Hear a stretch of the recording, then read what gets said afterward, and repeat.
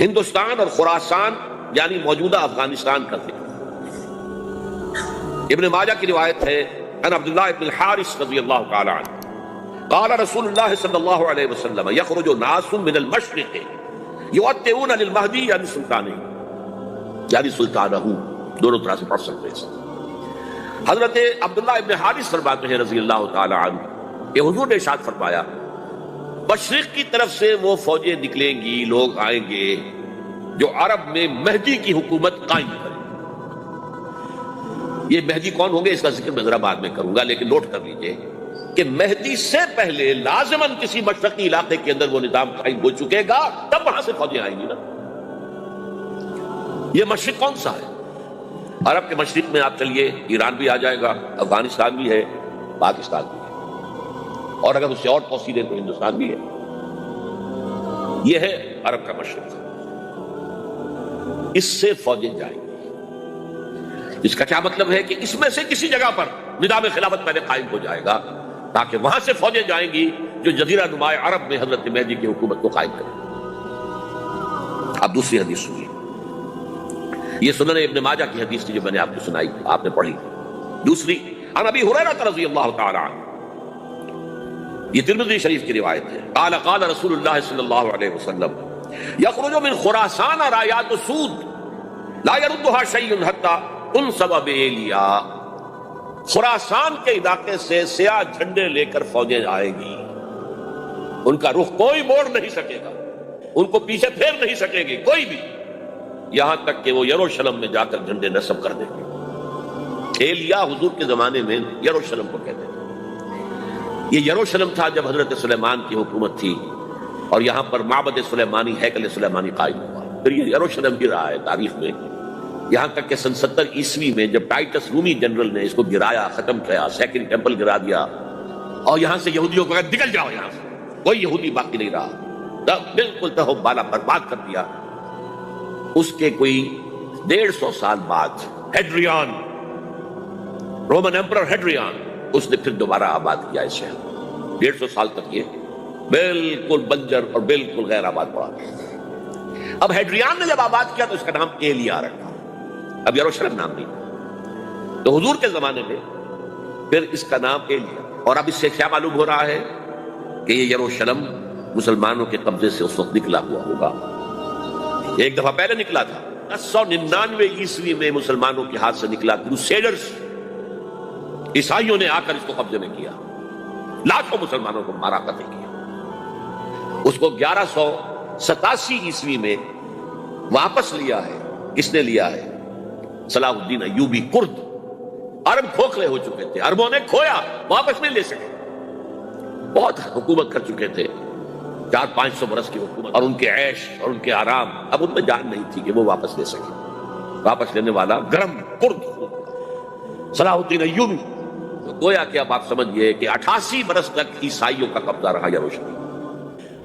اب 1967 میں یہودیوں نے قبضہ کیا ہے، اور اب 38 برس تو ہو گئے، 88 نہیں تو 38 برس تو ہو گئے، لیکن وہ دور آئے گا کہ اب پھر لیں گے، لینے والے عرب بھی نہیں ہوں گے، خراسان کے علاقے سے فوجیں آئیں گی۔ یہ خراسان کیا تھا؟ ایلیا تو میں نے آپ کو بتایا یروشلم کا نام ہے۔ خراسان اس زمانے میں ایک بہت بڑے ملک کو کہتے تھے، کچھ حصہ پاکستان کا بھی اس میں شامل ہے، کچھ حصہ ایران کا بھی ہے، ایران کے اس حصے کو اب بھی خراسان کہتے ہیں۔ خراسان ایک صوبہ ہے ایران کا چھوٹا سا۔ پاکستان میں خاص طور پر یہ جو علاقہ بالاکنڈ ایجنسی کہلاتی ہے، اس سے اوپر جتنا علاقہ ہے، اور یہ جو واخان کی ایک پٹی آتی ہے اوپر، واخان افغانستان کی ایک پٹی سی دم سی چلی آتی ہے جو جا کر چائنا کی سرحد سے مل جاتی ہے، یہاں سے لے کے یہاں تک یہ جو بالاکنڈ کا وہ درہ ہے اور پہاڑ ہے، یہ بھی خراسان کا حصہ ہے۔ باقی تقریباً 2/3 آف افغانستان ساؤدرن حصہ نہیں ہے خراسان کا حصہ، یہ سیستان کہلاتا تھا، یہ خراسان نہیں ہے۔ لیکن یہ کہ اوپر کا 2/3 آف افغانستان، اور اس کے ساتھ یہ جو عرب جو اب یہ ترک ممالک آزاد ہوئے ہیں سوویت یونین کی ڈسولوشن کے ساتھ، یہ سارا علاقہ کہلاتا ہے خراسان بزرگ، دی گریٹ خراسان۔ ایک مرتبہ ایک یہاں کا جو کونسلیٹ ایران کا وہ آئے تھے میرے پاس، ان کے اہم آدمی، ان سے میں نے پوچھا خراسان، تو پہلے دن کا خراسان ہمارا ہے صوبہ، نہیں مجھے خراسان، خراسان بزرگ، وہ جو دی گریٹر خراسان کی بات کر رہے ہیں وہ یہ تھا۔ پھر میں نے اور ذریعوں سے بھی تحقیق کی، پہلے خیال تھا کہ پورا افغانستان اس میں شامل ہے، لیکن اب معلوم ہوا کہ نہیں، یہ جو جنوبی حصہ ہے یہ سیستان کہلاتا تھا، کچھ بلوچستان کا حصہ اس میں شامل تھا اور کچھ یہ جنوبی حصہ افغانستان۔ یہاں سے فوجیں جائیں گی اور یہ فوجیں جا کر خراسان سے چل کر ایلیا پہنچیں گی، یروشلم پہنچیں گی اور اپنے جھنڈے گاڑیں۔ اس کا جو نتیجہ نکلتا ہے وہ آپ سمجھ لیجئے۔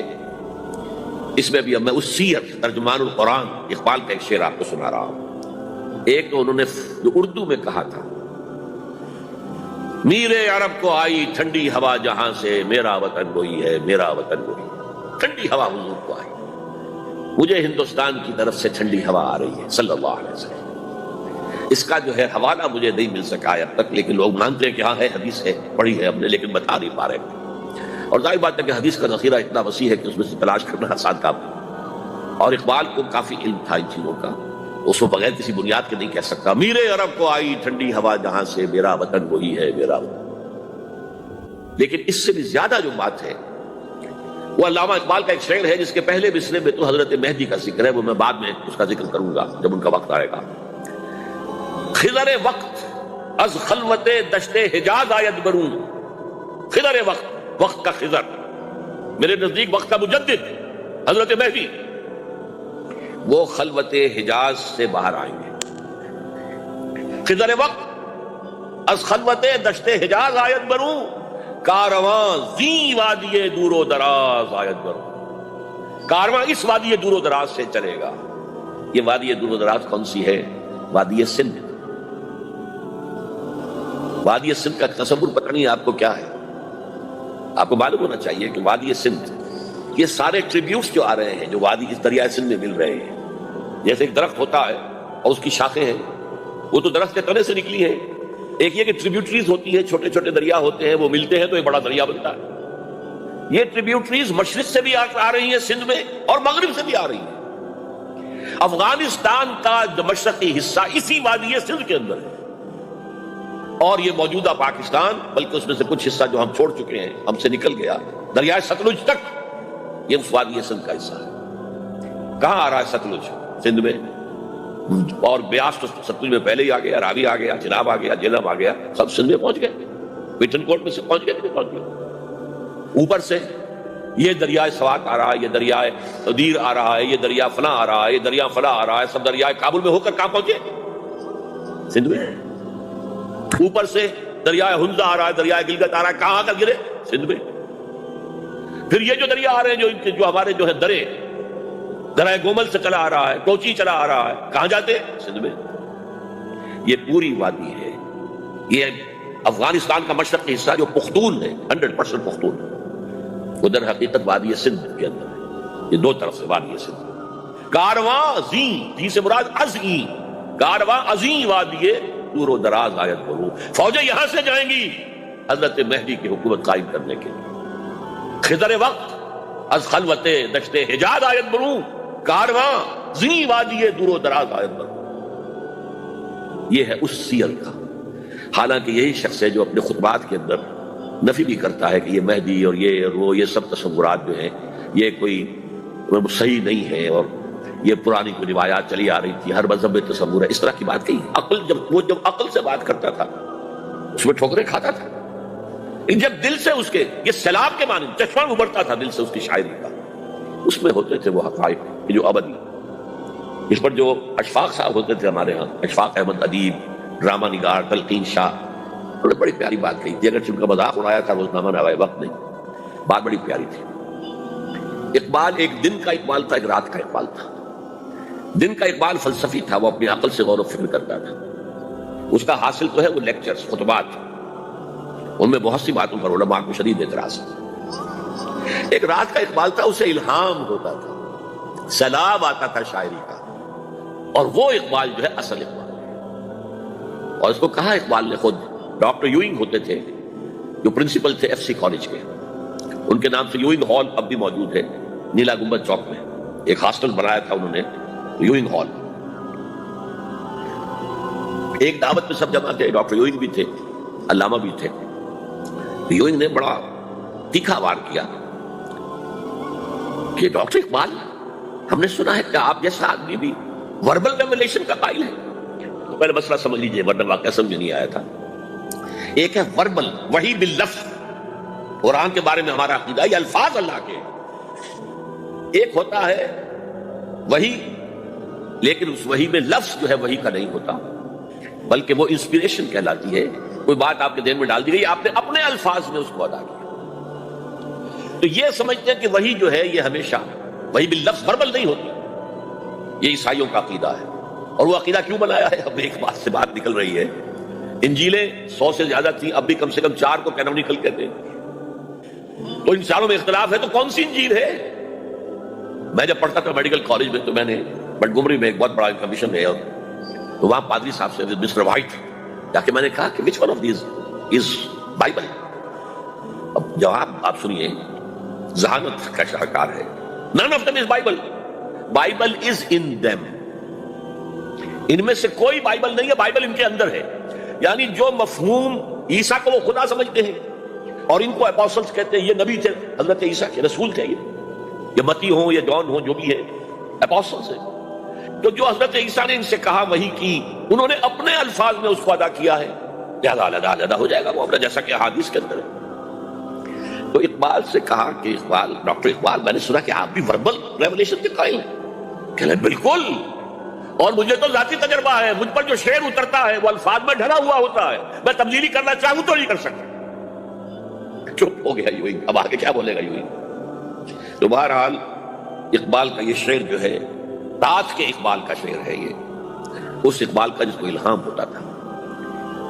خضر وقت از خلوت دشت حجاز آیت برو، کارواں زی وادی دور و دراز آیت برو. اب یعنی اب تک تو یہ ڈسکس کیا ہے قرآن، حدیث، سنت اور ایک ترجمان القرآن کے حوالے سے. اب آئیے عالمی حالات کے حوالے سے دیکھیں. عالمی حالات سے بھی معلوم ہوتا ہے کہ ایک عالمی ریاست تقدیر مبرم ہے. زمانہ تیزی کے ساتھ اندر جا رہا ہے، جبکہ پوری دنیا کی ایک ریاست ہے، بلکہ بہت پہلے سے اس کا تقاضا پیدا ہو چکا ہے. دنیا اتنی چھوٹی ہو گئی ہے، آج آپ اسے کہتے ہیں گلوبل ولیج. یہ تو گاؤں کے مانند ہے، اب کوئی فاصلہ نہیں رہا. امریکہ میں تاج پوشی ہو رہی ہے بش صاحب کی، ان کا منظر ہم بیٹھے دیکھ رہے ہیں، سارا کا سارا 12,000 میل دور بیٹھے ہوئے دیکھ رہے ہیں. دنیا کیا ہے؟ یہ تو ایک گاؤں ہے، ایک شہر ہے. اور ایک عالمی ریاست اگر قائم نہیں ہوتی تو دنیا میں کبھی امن قائم نہیں ہو سکتا. لہذا دنیا میں امن کے لیے ایک عالمی ریاست ضروری ہے، اور اسی کے پہلے قدم کے طور پر وہ لیگ آف نیشنز جو ہے قائم کی گئی تھی. کوئی تو ادارہ ایسا ہونا چاہیے جہاں دنیا کے سارے ممالک کے نمائندے بیٹھیں، سوچیں، غور کریں، فیصلے کریں.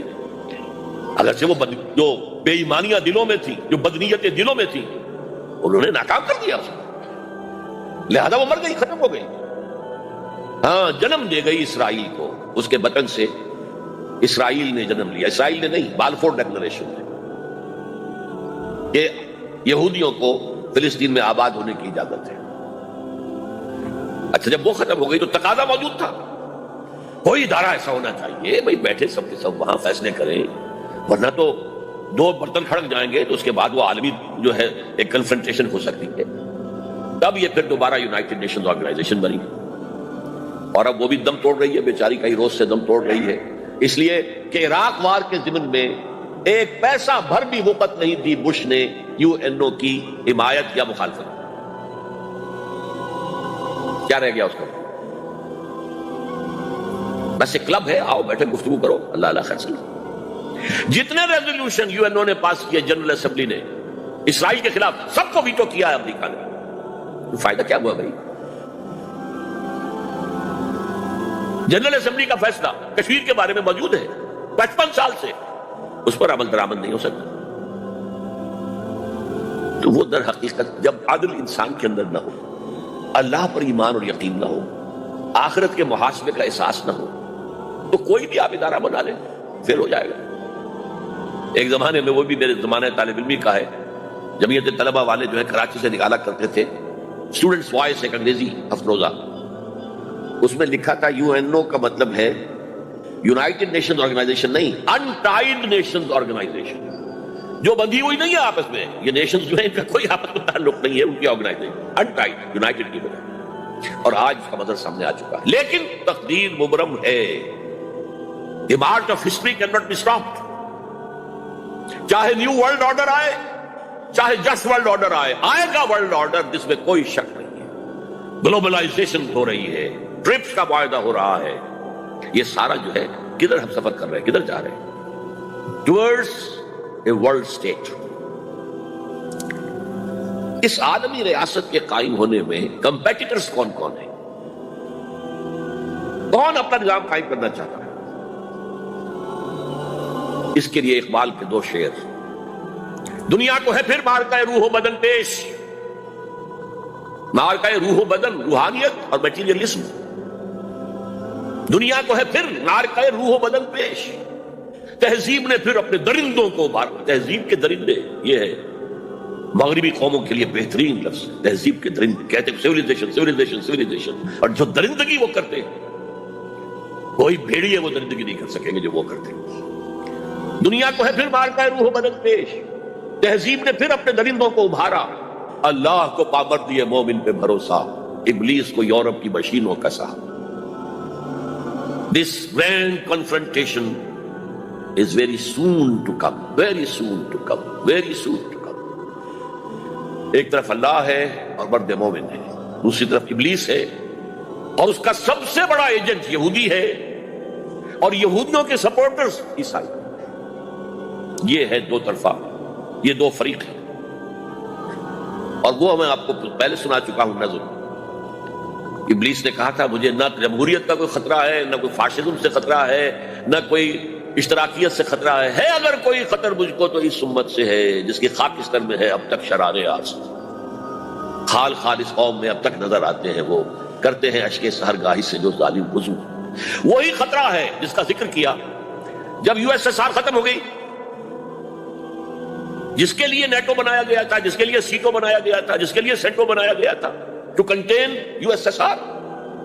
اب جب USSR ختم ہو گیا وہ تو سربت سجود ہو گیا مغرب کے سامنے, ہاتھ پھیلا کر بھیک مانگنے کی پوزیشن میں آ گیا. اس وقت اثر نو نیٹو کو آرگنائز کر رہے ہیں, ایکسٹینڈ کر رہے ہیں. تو کسی نے پوچھا چیف آف دی نیٹو سے کہ یہ اب آپ کو کس بات کا دیں؟ ہمیں مسلم فنڈامنٹلزم سے خطرہ ہے. وہ جو ابلیس نے کہا وہی اس نے کہا. ہمیں اندیشہ ہے مسلم فنڈامنٹلزم, لہذا ہمیں چوکس رہنا ہے اور مضبوط کرنا ہے اور تکڑے ہونا ہے. یہ ہے در حقیقت ہے اگر کوئی خطر مجھ کو تو اس امت سے ہے جس کی خاکستر میں ہے اب تک شرار آرز. اب دیکھیے, ایک طرف میں نے بتایا ایک یہودی ہیں اور ان کے خواب ہیں. خواب کیا ہے؟ گریٹر اسرائیل قائم کرنا, جس میں تقریباً پورا مڈل ایسٹ آ جائے گا.